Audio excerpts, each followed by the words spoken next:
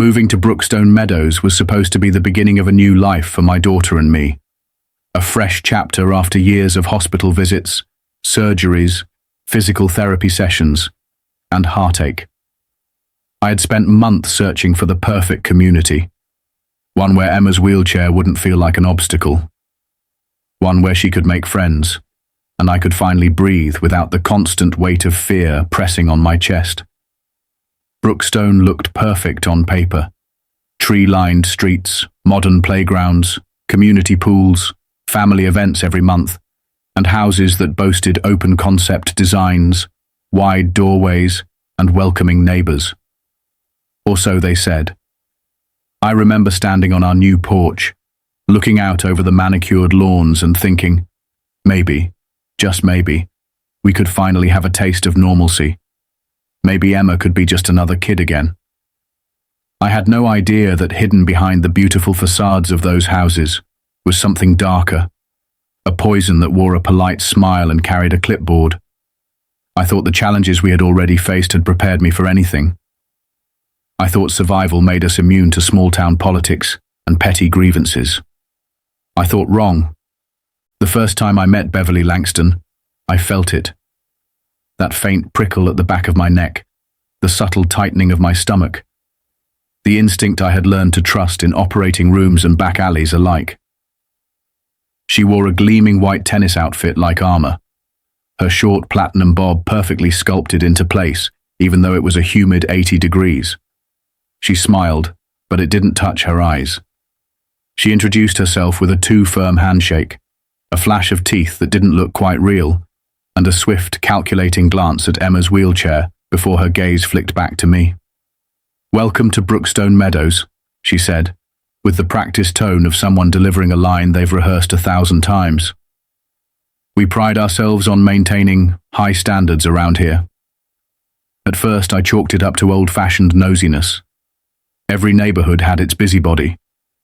I didn't realize Beverly wasn't just another gossip-hungry neighbor. She was the president of the HOA, a position she took more seriously than most heads of state. Within days, the warnings started. A letter taped to my door citing the unapproved modification of our accessibility ramp, despite the fact that it had full county approval. A second warning about Emma's therapy parallel bars visible in our backyard, classified as recreational clutter, under some obscure clause buried deep in the HOA guidelines. Every notice was signed neatly at the bottom. Beverly Langston, President. I kept my cool. I responded with documentation, friendly emails, offers to rectify any genuine concerns. I believed that professionalism would earn respect. What I didn't realize is that with bullies like Beverly, professionalism only paints a bigger target on your back. Through it all, Emma remained my anchor. Watching her navigate the move with grace and resilience made me proud beyond words. For most people, a wheelchair would seem like a symbol of limitation, but to Emma, it was just another tool. Like sneakers are for runners or cleats for soccer players. She wheeled herself everywhere with a speed and confidence that turned heads, her laughter echoing down the sidewalks, a beacon of hope and joy that no amount of staring or whispering could dim. Emma had fought harder in her 11 years than most adults ever would, and she refused to be pitied. After the accident that took away the use of her legs, she told me with a fire in her eyes that melted every ounce of sorrow in my heart, "Mum, this isn't the end of my story. It's just a new beginning." And she lived by that every single day. It wasn't long before she made friends with some of the other neighborhood kids. Tyler, a freckle-faced boy with a love for dinosaurs, and Chloe, a shy but fierce little girl who loved anything that involved running races. Though now, she learned to race Emma in new ways, cheering her on as Emma sped through the playground paths. That playground became Emma's happy place. It was where she forgot about physical therapy, medical appointments, and whispered stares from strangers. It was where she could just be a kid. And watching her from the kitchen window each afternoon as she laughed and raced and told silly stories with her new friends, I let myself believe, for the first time in a long time, that we had found a place where we could heal, that we were safe. What I didn't know was that while Emma was learning to dream again, someone else had been watching her too. Someone who saw her not as a brave, unstoppable little girl, but as an inconvenience, an eyesore, an unwelcome reminder that not everyone fit into their neatly manicured version of suburbia. Beverly Langston wasn't content to control the color of garden fences or the placement of trash cans. No, to her, control meant deciding who belonged and who didn't. And Emma, with her fearless spirit and shining smile, represented everything Beverly's rigid world rejected. I was about to learn, in the most brutal way imaginable, that some people would rather destroy what they don't understand than ever open their hearts wide enough to accept it.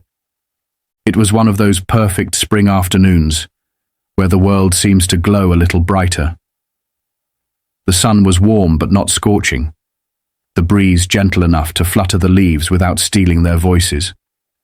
Emma had woken up that morning with a rare burst of energy, the kind that didn't come often after her surgeries and physical therapy sessions.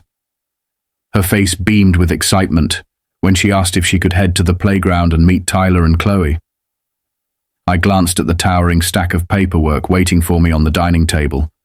Case files, surgical updates, new hospital protocols. For a moment, I hesitated.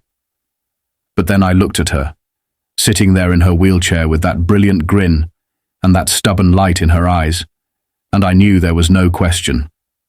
Of course she should go. She deserved to play, to laugh, to grab every moment of normal childhood she could find.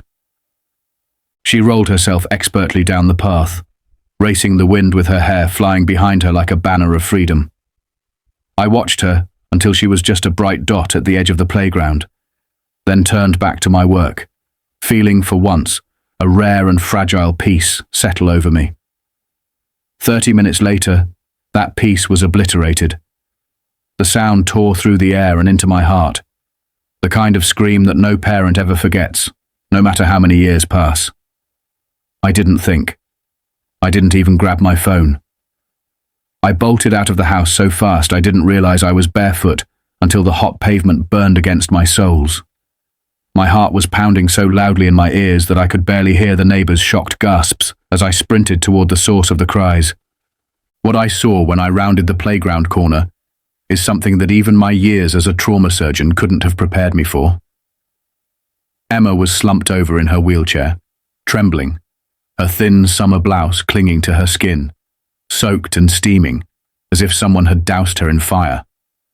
Her arms, her shoulders, her neck, they were angry shades of red, blistering and peeling right before my eyes.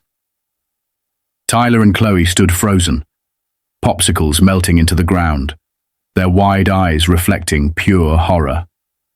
And standing over my daughter, her lips curled in a smirk so vile it made my blood run cold, was Beverly Langston, holding an empty metal teapot. She looked down at Emma, not with regret, not with concern, but with the twisted satisfaction of someone who thought she had finally fixed something that didn't belong. Time didn't slow down for me. It sharpened. Every second stretched painfully into crystal clarity. My training kicked in before my mind could even catch up. I barked orders at the kids to stay back, my voice slicing through the chaos. Burns, severe, immediate cooling, but not too cold. No yanking at the clothes. I scanned the area for anything that could help.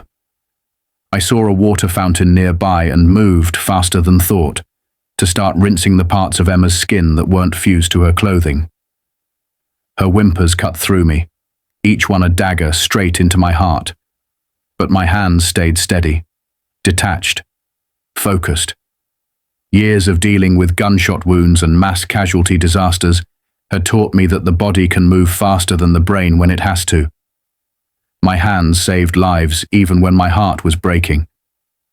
And all the while Beverly stood there, arms crossed, teapot dangling from her hand like some grotesque trophy, sneering down at us as if Emma's agony was nothing more than a minor inconvenience. She wouldn't leave when I told her to. Beverly snapped when I demanded to know what happened, her voice dripping with venom. This playground isn't meant for special needs. She scared the other children. Her words hit harder than any blow, not just the cruelty, but the sheer blindness of it.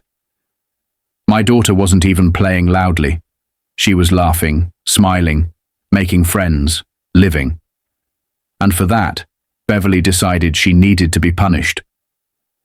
Neighbors began spilling out of their houses now, drawn by the commotion, whispering behind their hands. I barely noticed them. I had tunnel vision, Emma's burns, her ragged breathing, the way her tiny fists clenched in pain. But one neighbor caught my eye. Michael Barnes, retired cop and no stranger to recognizing when a line had been crossed. He strode toward us, holding up his phone. "I got everything," he said under his breath. "From the moment she started yelling at them to when she threw it." Relief flooded me, but it was edged with a rage I hadn't felt in years. The kind of cold, burning anger that demanded action, demanded justice. I kept working on cooling Emma's burns while Michael called 911, his voice steady and sure. The cavalry was on its way. Beverly, oblivious to the walls closing in around her, kept ranting about rules and order and protecting the community. She didn't realize yet that she wasn't dealing with a helpless mother who would be cowed into silence. She didn't realize who she had just assaulted. I looked up at her, my hands still working methodically to stabilize Emma's injuries, and spoke with a voice that was razor-sharp and deadly calm. I told her exactly what she had done, described the degree of burns, the damage to the epidermis and dermis, the likely need for skin grafts. I detailed how much pain my daughter was in, how much scar tissue would form, how every second that ticked by mattered. Beverly's smirk wavered. The color drained from her face. She started to stammer, started to backpedal, but it was too late. The sirens were already screaming toward us, and the truth, recorded, witnessed, undeniable, was about to land like a hammer on her smug little world. The flashing lights of the ambulance and police cruiser painted the street in frantic reds and blues, but Beverly still clung to her crumbling facade of superiority, like it was some kind of armor. Even as the officers approached, even as the paramedics rushed to my side and began assessing Emma's burns with grim urgency, Beverly didn't seem to grasp the seriousness of what she had done. She waved the empty teapot as if it were a hall pass, stammering about playground regulations, about noise complaints, about how she was just trying to keep order. But no one was listening to her anymore. Not the neighbors who had stepped onto their porches in stunned silence. Not the kids who clung to their parents, whispering about what they had seen, and certainly not the officers who moved with the precision of people who had seen every excuse in the book and knew exactly how to spot a lie. Officer Ramirez, a tall woman with a steady gaze that could cut through steel, took one look at the scene. Emma trembling under the gentle hands of the paramedics, Michael's phone outstretched with the video already playing, Beverly standing there still clutching the weapon she had used, and made her decision without a word of hesitation. She approached Beverly with calm authority, instructing her to put down the teapot and place her hands where they could be seen. Beverly sputtered, tried to argue, insisted that she was the HOA president, as if that title placed her above the law. Ramirez didn't flinch. She recited the charges clearly: assault with a deadly weapon, child endangerment, and when Beverly tried to pull away, she was cuffed without ceremony right there on the playground pathway. The gasps from the crowd weren't just from shock. There was something else too. Relief. Like a spell had been broken. As Beverly was led to the cruiser, her face flushed red with humiliation. The reality began to seep into her carefully curated world of wine clubs and charity luncheons. She wasn't untouchable. She wasn't above consequences. She had attacked a child, my child, and she was going to pay for it. But I barely registered her protests as they faded into the background. All my attention was on Emma, The paramedics worked quickly, assessing the extent of the burns, stabilizing her for transport. One of them, Rodriguez, recognized me from the hospital. His eyes widened slightly when he realized who the victim was, but he kept his professionalism, giving me a short nod of respect. "We've got her, Doc. Ride with us." I didn't even hesitate. I climbed into the ambulance, gripping Emma's hand as the vehicle pulled away from the curb, leaving Beverly screaming about lawsuits and discrimination to an audience that no longer cared. The ride to the hospital was brutal.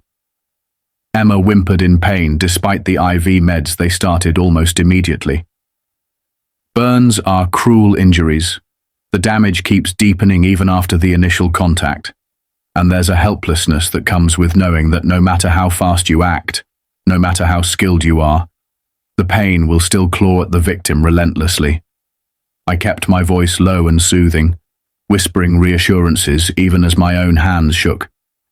Every bump in the road, every jolt, made Emma flinch, and each time she did, it felt like a part of me was tearing apart.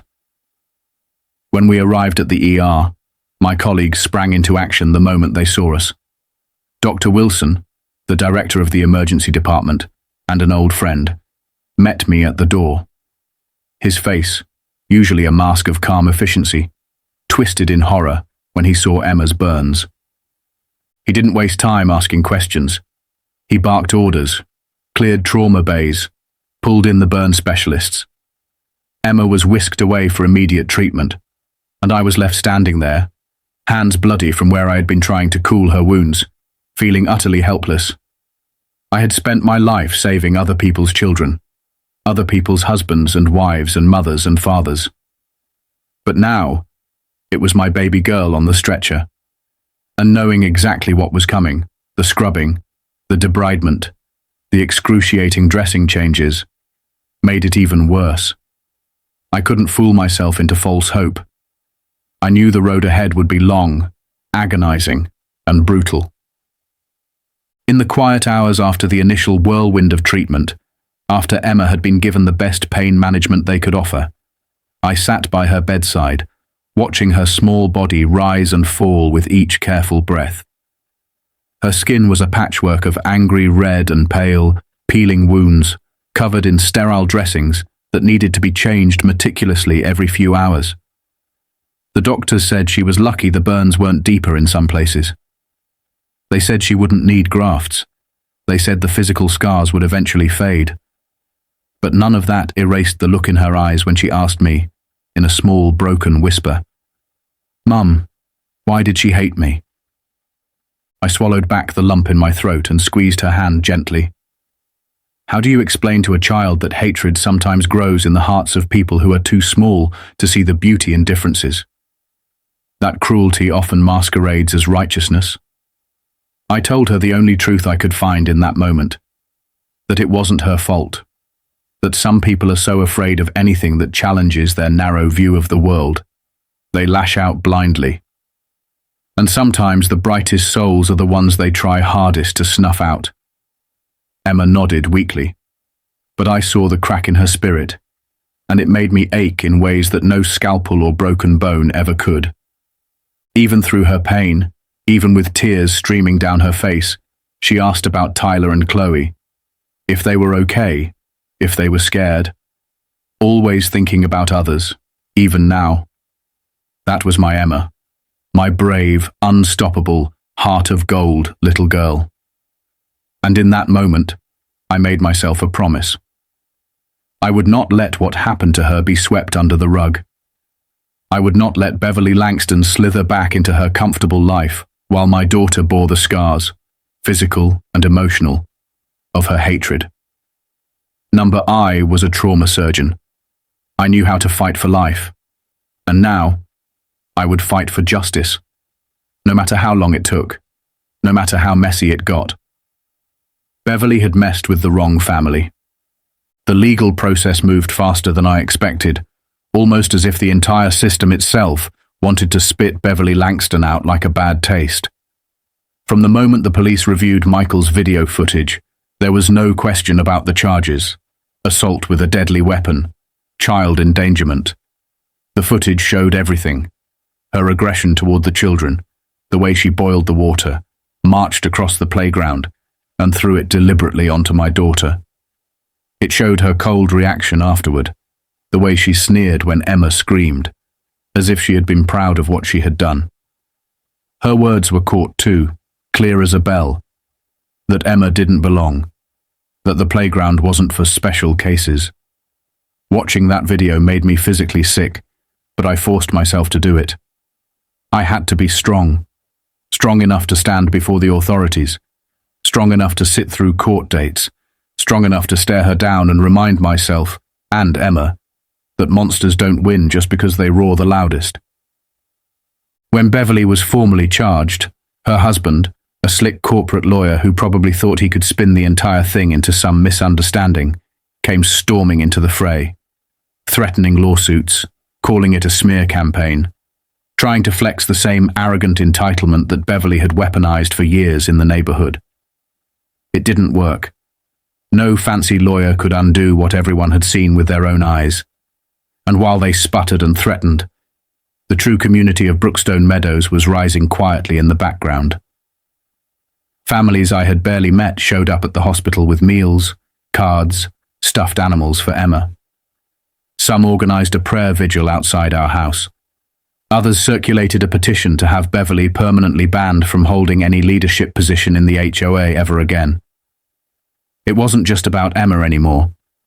It was about all the people Beverly had trampled underfoot over the years, all the families who had stayed silent out of fear until now. When the emergency HOA meeting was called, it was standing room only. Dozens of neighbors showed up, not just to vote Beverly out, but to demand real change, real protections, real inclusion. And when the vote came, it was unanimous. Beverly Langston, the self-proclaimed queen of the community, was dethroned in front of everyone she had once bullied into silence. She wasn't there to see it happen. By then, she was busy fighting her own battle in the courts, a battle she was destined to lose. Meanwhile, Emma's recovery continued. Each day was a new mountain to climb: pain management, dressing changes, therapy to prevent contractures and stiffness. But she faced it all with a bravery that humbled me. She cried sometimes, when she thought I wasn't looking. She had nightmares too, waking up gasping, her small body shaking with remembered pain. But each time, she picked herself up. Each time, she wheeled into another day with her chin lifted high.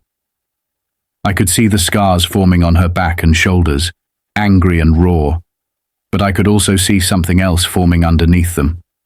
A strength so fierce and unbreakable that even I sometimes had to catch my breath at the sight of it.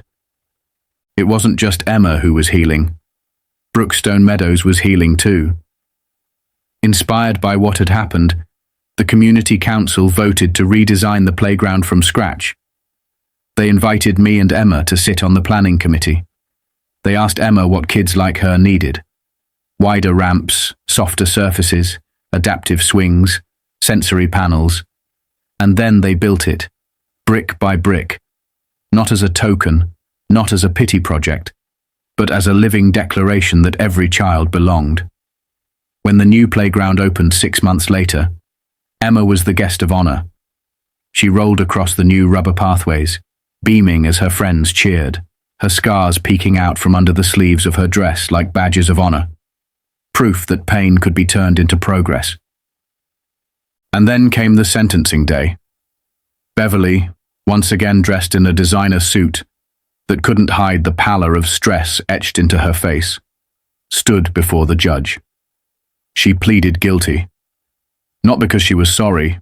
No, I don't think Beverly Langston ever truly felt remorse, but because the evidence left her no choice. The courtroom was packed. I sat in the front row, holding Emma's hand. The judge didn't hold back. He called her actions deliberate, malicious, and entirely without justification. He spoke of how leadership carries responsibility, not license for cruelty. And then he handed down the sentence: 3 years in prison, followed by 5 years of probation, mandatory psychological counseling, and a restraining order that kept her 500 feet away from Emma, from me, from our home. When Beverly was led away in handcuffs, she glanced once in our direction.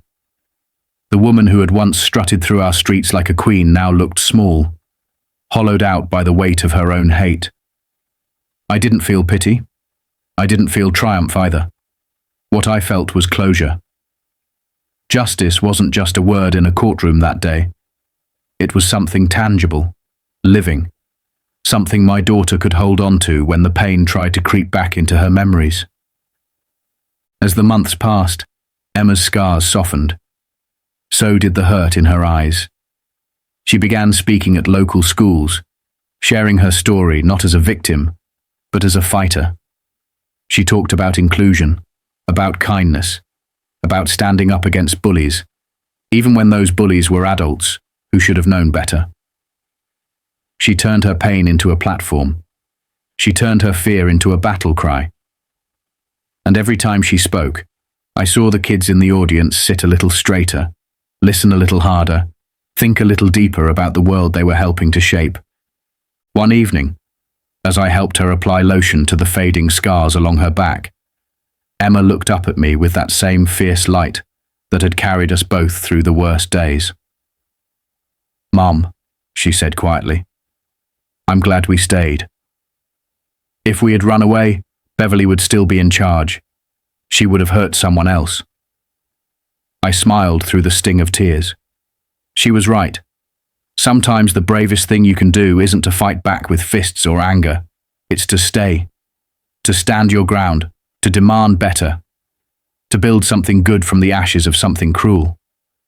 Today, if you visit Brookstone Meadows, you'll find a playground unlike any other, a place where ramps and swings and slides sit side by side, where children of every ability play together without walls between them. There's a plaque near the entrance now, and it bears a message that echoes through every laugh, every cheer, every moment of joy shared there. A playground for every child, a community for every soul. It's a simple message, but for us it's everything. It's proof that hate doesn't get the final word. Hope does, always.